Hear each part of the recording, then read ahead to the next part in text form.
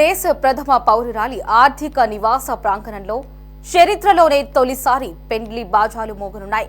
ఇద్దరు సిఆర్పీఎఫ్ అధికారుల వివాహానికి రాష్ట్రపతి భవన్ వేదిక కానుంది. రాష్ట్రపతి భవన్లో సిఎస్ఓగా పనిచేస్తున్న CRPF assistant commandant Poonam Gupta, Jammu కాశ్మీర్లో సిఆర్పీఎఫ్ అసిస్టెంట్ కమాండెంట్ గా పనిచేస్తున్న అవనీష్ కుమార్ ఫిబ్రవరి 12న వీరి వివాహం జరగనుంది. ఈ చారిత్రాత్మక వివాహ వేడుకలో పలువురు ప్రముఖులు పాల్గొననున్నారు.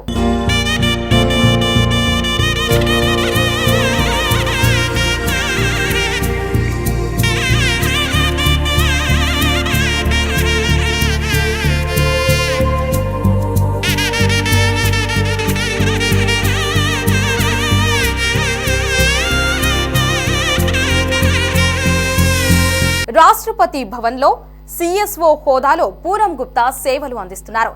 దీంతో పలుమార్లు పూనంను రాష్ట్రపతి ద్రౌపది ముర్ము ప్రశంసించారు. ఇక పూనం కుటుంబానికి సన్నిహితుడైన ప్రేమేందర్ దిరబ్దే తెలిపారు. పూనంకు పెండ్లి సంబంధం కుదిరిందని తెలిసి ముర్ము సంతోషించారని, ఈ క్రమంలో వివాహ వేడుకను రాష్ట్రపతి భవన్లోని మదర్ థెరీసా క్రౌన్ కాంప్లెక్స్ లో నిర్వహించేందుకు అనుమతి ఇచ్చారు. అయితే ఎంపిక చేసిన వారిని మాత్రమే ఈ వేడుకకు ఆహ్వానిస్తున్నారని, వధువు వరువుడు తరపున పెళ్లికి హాజరయ్యే వారి జాబితా రూపకల్పన జరుగుతోందని, ఈ జాబితాలో ఉండేవారినే లోపలికి అనుమతిస్తారని ప్రేమేందర్ బిరర్దే వెల్లడించారు. ఇకపోతే పూనం గుప్తా సాధించిన విజయాలు దేశానికి సేవ, ప్రయాణం స్ఫూర్తిదాయకంగా ఉన్నాయి. పూనం పాఠశాల చదువు జవహర్ నవోదయ విద్యాలయంలో సాగింది.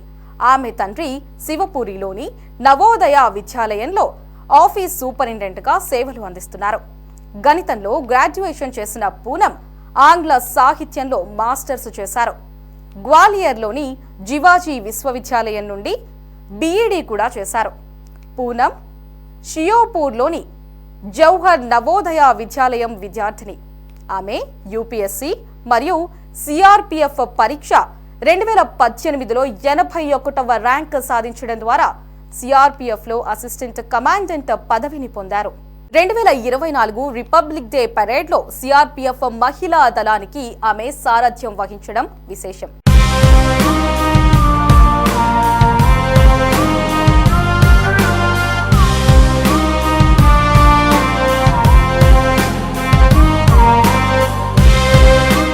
ఇక పూనం గుప్తా పెళ్లికి సంబంధించి శివపురి జిల్లాతో పాటు మధ్యప్రదేశ్ వ్యాప్తంగా సంతోషం వెల్లువెత్తుతోంది.